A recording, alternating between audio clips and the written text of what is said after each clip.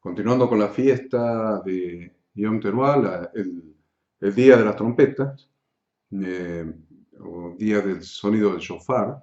Hemos ya dicho en la introducción que es muy importante no solamente el sonido, el soplar del shofar, sino es un día donde hay que prestar atención a la señal de alarma.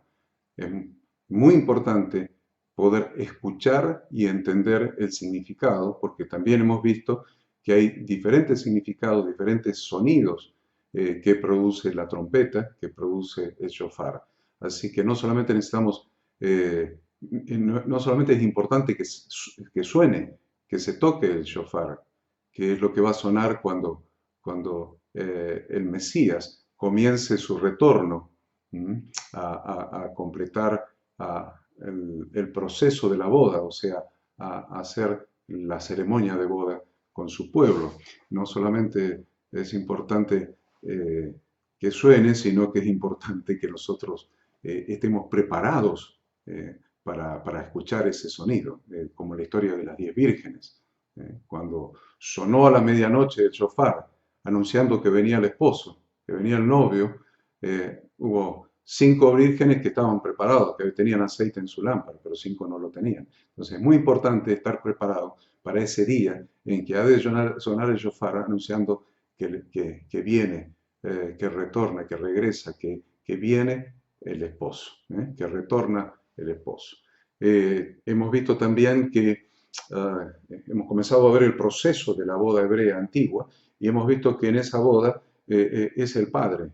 Punto 1 es el padre quien elegía la novia para su hijo, estableciendo determinadas condiciones. Hemos visto a Abraham enviando a Eliezer para elegir novia para Isaac y se encuentra con Rebeca. Entonces dijimos que Abraham es tipo del Padre, de Yahweh, de Dios, Eliezer es tipo del Ruach, del Espíritu Santo, Rebeca es tipo de la congregación, e Isaac es tipo de Yahshua, del Mesías. Entonces, es el padre, en definitiva, quien elige la novia, que tiene que reunir determinadas condiciones, porque esa novia va a ser adoptada por el padre. Esa novia se va a casar con su hijo y se va a incorporar a la familia del padre. O sea, el padre la va a adoptar, así como Dios nos adoptó a nosotros por habernos comprometido en matrimonio con su hijo. El padre elige la novia, la incorpora a su propia familia, adoptándola como hija propia. Entonces, lo primero es la elección del padre de la novia, que reúne determinadas condiciones. Y lo segundo que vamos a ver en esta segunda parte, en esta segunda media hora, lo segundo que vamos a ver es el precio. El mohar por la novia debe ser acordado y se establece el pacto matrimonial, el kiddush. El mohar, el precio, es acordado y se establece el pacto matrimonial, el kiddush. Cuando el joven encuentra a la novia, ella le hace una invitación a la casa de su padre para concretar la unión. El novio encuentra a la novia y dice, bueno, vení a la casa de papá. Nosotros estamos de acuerdo en contraer matrimonio. Él le hace la proposición, la propuesta, ella la acepta y dice, bueno, ahora vení a casa porque tenés que arreglar el acuerdo con mi papá, dice la novia. Entonces el joven varón tenía que tener los suficientes medios para dar una dote matrimonial. ¿Qué podía hacer esa dote matrimonial? Dinero, podían ser joyas, podía ser una propiedad inmueble. Entonces se entra en las negociaciones por la novia. El novio con el padre de la novia, entra en negociaciones. Y el padre del varón llama a alguien, a un tercero, que actúa como agente para él y para su hijo. Va, lo conoce, dice, yo quiero arreglar contigo, le dice al suegro, el futuro suegro, el muchacho, quiero arreglar contigo, si vos estás de acuerdo, el suegro, el padre de la novia dice, sí, estoy de acuerdo, arreglemos, se vuelve para la casa. Miren toda la actividad y la acción del padre, del novio, toda la acción, todo lo que hace Yahweh, el padre. Vuelve a casa y el padre es quien elige una persona, un negociador, y lo envía a negociar con el padre de la novia. Es el agente. El agente es llamado el amigo del novio. En la Biblia el agente es llamado el amigo del novio. Lo podemos ver en el Evangelio de Juan capítulo 3. Miren, les leo la escritura. Respondió Juan y dijo, no puede el hombre recibir nada si no le fuere dado del cielo. Vosotros mismos me sois testigos de que dije, yo no soy el Cristo. Está hablando Juan el Bautista, acuérdense, el primo de Jesús. Y ustedes son testigos de que yo dije, yo no soy el Cristo, sino que soy enviado delante de él. El que tiene la esposa es el esposo, mas el amigo del esposo que está a su lado le oye. Se goza grandemente de la voz del esposo. Así pues, mi gozo está cumplido. El que está al lado del novio y lo oye, se goza. El amigo del esposo. Aquí tienen la figura de este amigo del esposo, como aparece en la figura de Juan el Bautista. Leemos en 2 Corintios 11, que también el apóstol Pablo declara que el apóstol Pablo mismo cumplió esta función de amigo del esposo. Es interesante esto. El mismo apóstol Pablo dice, yo también soy el amigo del esposo. Yo también he trabajado para que se materialice esta unión. Interesante, en 2 Corintios 11, 2, dice, porque os celo con celo de Dios, pues os he desposado con un solo esposo para presentaros como a una virgen pura a Cristo. Es el trabajo que declara el apóstol Pablo que él hizo, también como amigo del esposo. El Padre estableció un precio muy alto, y Jesús lo pagó. Vemos en Mateo 26:39, Mateo 26:39, una referencia a esto que les estoy mencionando. Dice, y adelantándose un poco, cayó sobre su rostro orando y diciendo, Padre mío, si es posible, que pase de mí esta copa, pero no se haga como yo quiero, sino como tú quieras. El Padre estableció un precio, y ese precio, hermanos, ese precio, queridos oyentes, ese precio fue muy alto, muy alto. Jesús clamó en el huerto de Getsemaní para que pasara de él esa copa de amargura, esa copa dura para él, que era derramar su propia vida, para que su sangre expiara y limpiara y borrara nuestros pecados. Y él mismo, como el macho cabrío expiatorio, cargara sobre sí nuestros pecados. También leemos en 1 Pedro, capítulo 1, versículo 18. A ver, veamos. 1:18. Dice, sabiendo que no fuisteis redimidos de vuestra vana manera de vivir, heredada de vuestros padres, con cosas perecederas como oro o plata, sino con sangre preciosa, como de un cordero sin tacha y sin mancha, la sangre de Cristo. Ahí tienen el precio que el Padre pagó al padre de la novia para redimirnos. Pagó precio. Fuimos comprados. No con cosas corruptibles como oro o plata, sino con la sangre preciosa de nuestro Señor Jesucristo, que fue inmolado como un cordero sin mancha y sin contaminación. También vemos en 1 Corintios, capítulo 6, versículo 20. 1 Corintios 6, 20. Leemos así: pues por precio habéis sido comprados. Por precio habéis sido comprados. ¿Se dan cuenta cómo encaja todo perfectamente en la boda? Es la boda del Mesías. Por precio habéis sido comprados. Por tanto, glorificad a Dios en vuestro cuerpo y en vuestro espíritu, los cuales son de Dios. Él nos ha comprado. Nosotros somos la novia comprada con precio. Se pagó el precio. Se pagó el mohar. Y allí se estableció el compromiso matrimonial, el pacto matrimonial. Se firma el compromiso matrimonial, se firma la ketubá.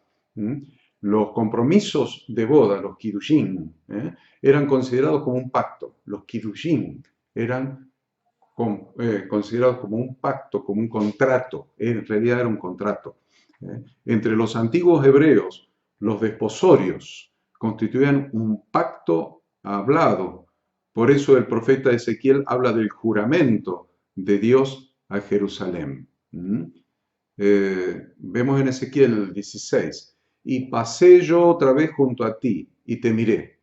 Y he aquí que tu tiempo era tiempo de amores, y extendí mi manto sobre ti y cubrí tu desnudez, y te di juramento y entré en pacto contigo, dice Jehová el Señor, y fuiste mía.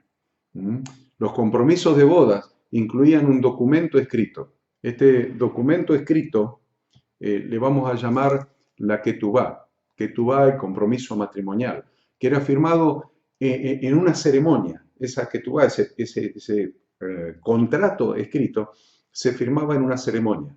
A ver cómo era esa ceremonia. Vamos a ver algunos pasos de esa ceremonia. A ver. Primer paso de la ceremonia. La familia de los novios se reunían, a veces con testigos adicionales, aparte de los representantes de cada familia de la pareja, a lo que hemos denominado, recuerden, los amigos del novio, o los amigos de la novia. Entonces se reúnen las dos familias y están los amigos del novio, los amigos de la otra familia también. Y se les presentaba la ketubá o el contrato de compromiso que contenía la Torá o la ley.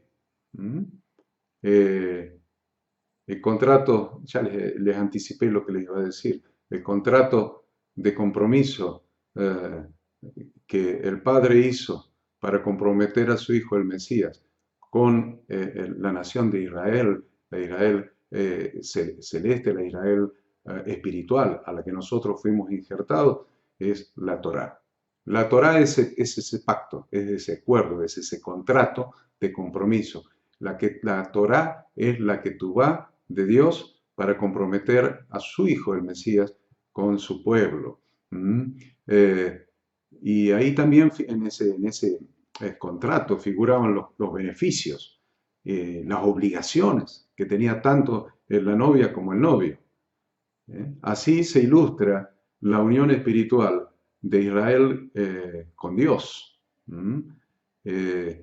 Cuando Moisés lleva al pueblo a encontrarse con su marido al Sinaí. Miremos el Salmo 68:7. Salmos 68:7. Vamos a ver los dos versículos. Vamos a ver el versículo 7 y el 8. Salmos 68, 7 y 8.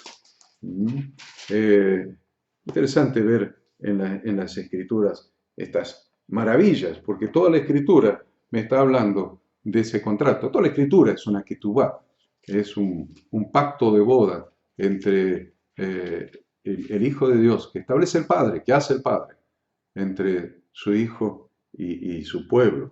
Dice: oh Dios, cuando saliste al frente de tu pueblo, cuando marchaste por el desierto, tembló la tierra. ¿Se acuerdan que marchaba? Marchaba el ángel de Yahweh al frente. También se derramaron los cielos ante la presencia de Dios. El Sinaí mismo tembló delante de Dios, el Dios de Israel. Entonces, ahí tenemos eh, el pacto. Sí, el pacto, entonces, la Ketubá es la Torá. ¿Mm? La Torá es nuestra Ketubá. Si buscamos en 2 Corintios 1:20, vamos a ver una referencia muy interesante. 2 Corintios 1:20.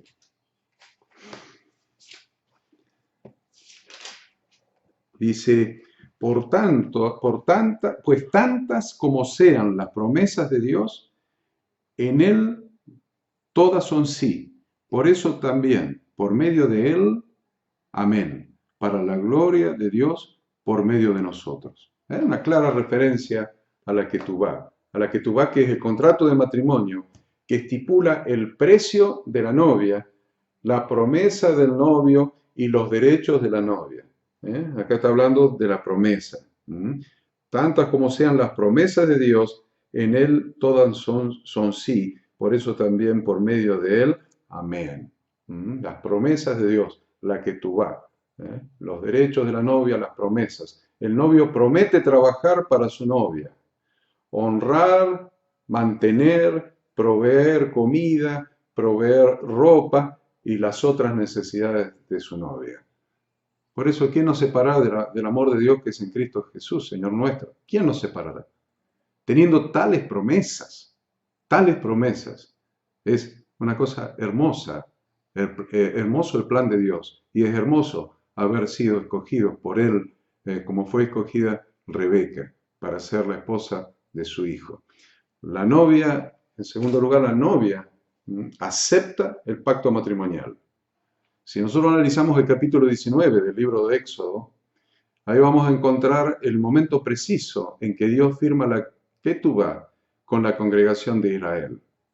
Eso sucedió ahí en el monte, cuando se establece un compromiso donde el pueblo tuvo que responder, aceptar. 3 veces aceptó la nación la propuesta del Padre para establecer el compromiso. Y después de esas 3 veces, Moisés sube y Dios le da el pacto.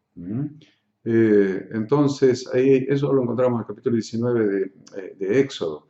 Vemos que Yahweh toma la iniciativa y realiza un compromiso, un kiddush, con el pueblo de Israel, que estaba integrado por las 12 tribus, más los egipcios que se sumaron y se añadieron indistintamente a las tribus. No había 13 tribus, no había 12 tribus de israelitas y una tribu adicional de egipcios, o sea, de gentiles.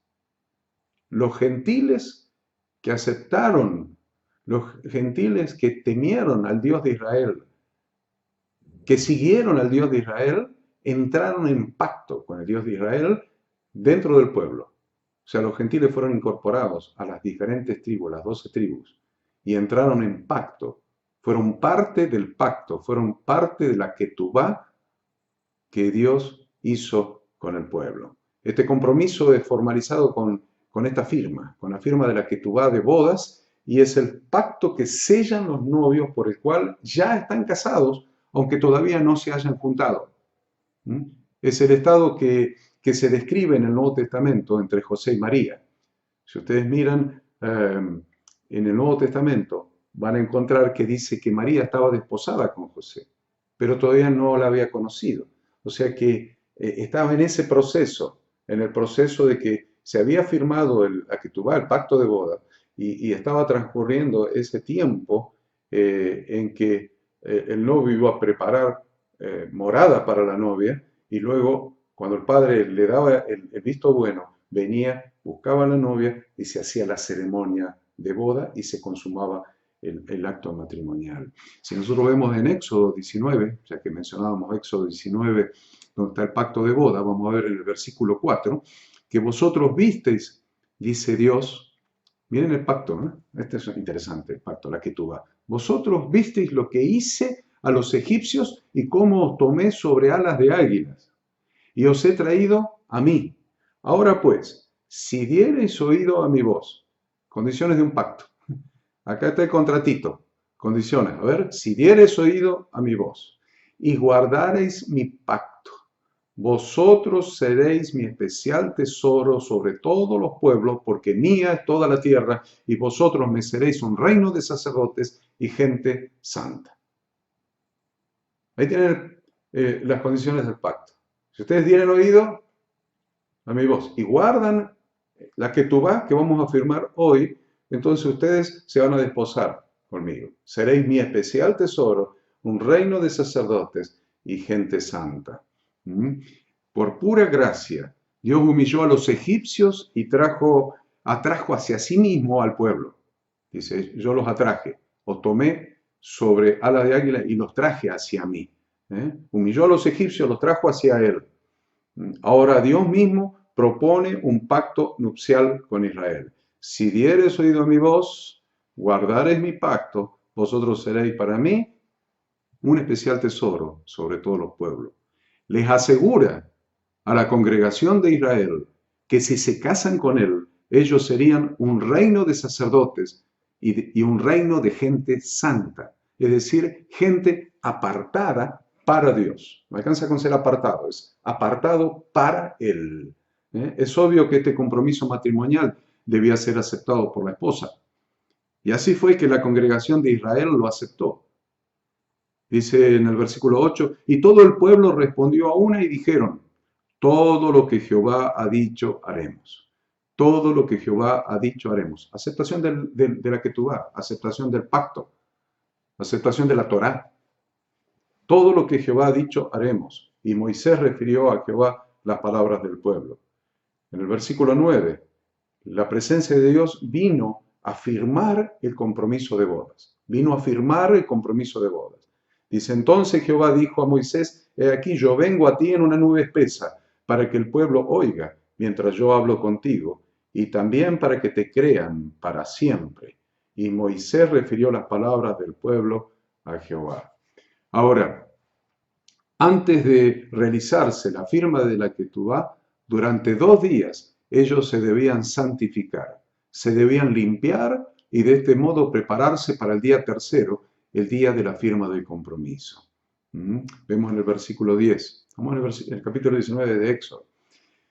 Y Jehová dijo a Moisés, ve al pueblo y santifícalos hoy y mañana, y laven sus vestidos y estén preparados para el día tercero. Porque al tercer día Jehová descenderá a los ojos de todo el pueblo sobre el monte Sinaí. El versículo 14 dice, y descendió Moisés del monte al pueblo, y santificó al pueblo, y lavaron sus vestidos. Y dijo al pueblo, estad preparados para el tercer día, no toquéis mujer. Esto nos enseña una vez más que para cada fiesta de Yahweh tiene que haber una preparación previa. Si hablamos de Pesaj, tiene que haber una preparación previa. Si hablamos de panes sin levadura, Hamatzah, tiene que haber una preparación previa. Si hablamos de Día de las Primicias, Bikurim, tiene que haber una preparación previa. Si hablamos de Shavuot, tiene que haber 50 días de preparación previa. Si hablamos de fiesta de las trompetas, tiene que haber una preparación previa. 30 días antes, desde el primer día del mes de Lul, que representa cuando Moisés subió al monte para que Dios le diera la Torá y estuvo 40 días en el monte. Entonces, el primero de Elul, que son 30 días antes de la fiesta de las trompetas de Yom Teruah, hay una preparación previa. Hay 30 días de Teshuvah, días de retorno, días de mirarse para adentro y de reconciliarse con el Padre. Después tenemos el día de Yom Kippur, precedido por 10 días. Son 10 días, son los 10 últimos días de esos 40 que Moisés estuvo en el monte. Esos 10 últimos días llamados los días de terror, los días temibles, los días de la ira de Dios. Requiere una preparación previa para llegar al día de la expiación, a Yom Kippur. Y así sucesivamente, luego hay una preparación previa para llegar a la fiesta de Sukkot o tabernáculos. Siempre Siempre debe haber una preparación previa a cada fiesta de Yahweh. Dice que al tercer día, dice la Escritura, vinieron truenos, vinieron relámpagos, espesa nube, sonido de shofar. Y Dios había descendido en fuego y el monte se estremecía. Eso lo vemos en el versículo 16. Dice, aconteció que el tercer día, cuando vino la mañana, vinieron truenos y relámpagos, y espesa nube sobre el monte, y sonido de bocina muy fuerte, y se estremeció todo el pueblo que estaba en el campamento, y Moisés sacó del campamento al pueblo para recibir a Dios. Y se detuvieron al pie del monte. Todo el monte Sinaí humeaba, porque Jehová había descendido sobre él en fuego, y el humo subía como el humo de un horno, y todo el monte se estremecía en gran manera. El sonido de la bocina del shofar iba aumentando en extremo, y Moisés hablaba, y Dios le respondía con voz tronante, y la escuchó el pueblo. Y la escuchó el pueblo. Escuchó el compromiso, escuchó la Torá, escuchó el pacto, escuchó la ketubá de Dios. Inmediatamente Dios da la Torá, que es la escritura o pacto de boda o contrato matrimonial, comenzando por los 10 mandamientos y siguiendo con el resto de las instrucciones. Eso lo vamos a encontrar en Levítico capítulo 20 hasta el capítulo 23. Yo les recomiendo que lo lean, que lo lean. Ni bien terminemos esta parte, que es la segunda parte, lean Levítico 20, 21, 22 y 23. Y finalmente vemos en el capítulo 24 de Levítico, en Éxodo, y nos cambiamos de libro. Vemos en el capítulo 24 de Éxodo que Moisés recién escribió la Torá, recién la escribió, después que el pueblo confirmó el pacto. Cuando el pueblo dijo, sí, acepto, recién la Torá, el contrato fue escrito y sellado. Vamos a ver eso. Estamos en el 24 de Éxodo, versículo 13. Y Moisés vino y contó al pueblo todas las palabras de Jehová y todas las leyes. Y todo el pueblo respondió, ya estamos hablando de la Torá, ahí están presentes todas las leyes. Y todo el pueblo respondió a una voz y dijo, haremos todas las palabras que Jehová ha dicho. Y Moisés escribió todas las palabras de Jehová, y levantándose de la mañana edificó un altar al pie del monte y 12 columnas según las 12 tribus de Israel. Esto significa que primero Moisés dijo al pueblo todas las palabras que Yahweh había hablado y todas sus instrucciones, toda su Torá, para que el pueblo escuchara y conociera las condiciones del pacto, las condiciones del pacto matrimonial, las condiciones de la ketubá. Y cuando el pueblo respondió unánimemente, como en el Pentecostés del Nuevo Testamento, ¿se acuerdan? Unánime juntos, en ese segundo Shavuot, ese segundo Pentecostés. Estamos hablando del primer Pentecostés. Cuando el pueblo respondió unánimemente, haremos todas las palabras que Jehová ha dicho. Recién entonces el pacto fue escrito. Esto es, Moisés escribió la Torá y edificó un altar con 12 columnas según las 12 tribus de Israel. Esto significa que el pacto se celebró con las 12 tribus de Israel. Vamos a ver Romanos, capítulo 10, versículos 9 y 10. Romanos 10, versículos 9 y 10.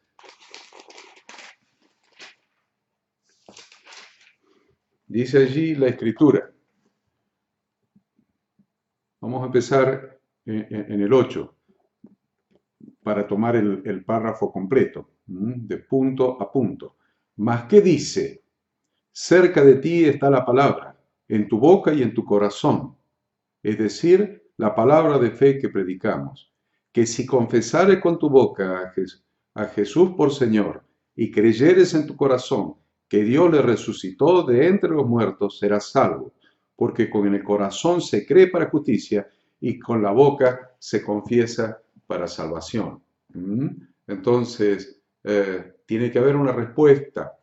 Tiene que haber una respuesta del pueblo para que recién se escriba y se firme la ketubá. Se firmaba este acuerdo, en tercer lugar, se firmaba este acuerdo y el novio le daba a la novia un anillo de oro.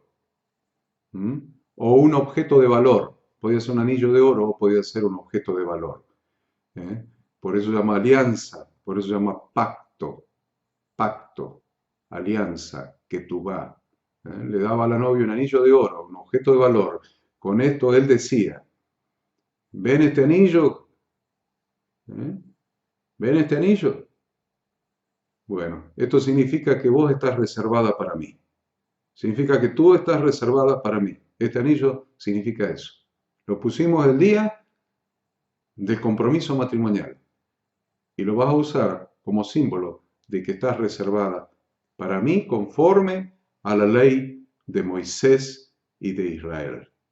¿Mm? Para la iglesia este anillo de compromiso es tipo del Espíritu Santo que el novio Jesús había prometido a su novia. ¿Eh?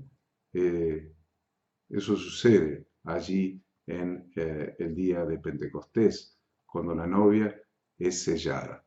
En la siguiente parte vamos a hablar un poquito de este sellamiento para continuar avanzando con este pacto de bodas, este pacto matrimonial de Dios a través de su Hijo y la congregación, donde Dios eh, hace este pacto de bodas con Israel para elegir y para confirmar, para sellar la novia para el Mesías, su Hijo.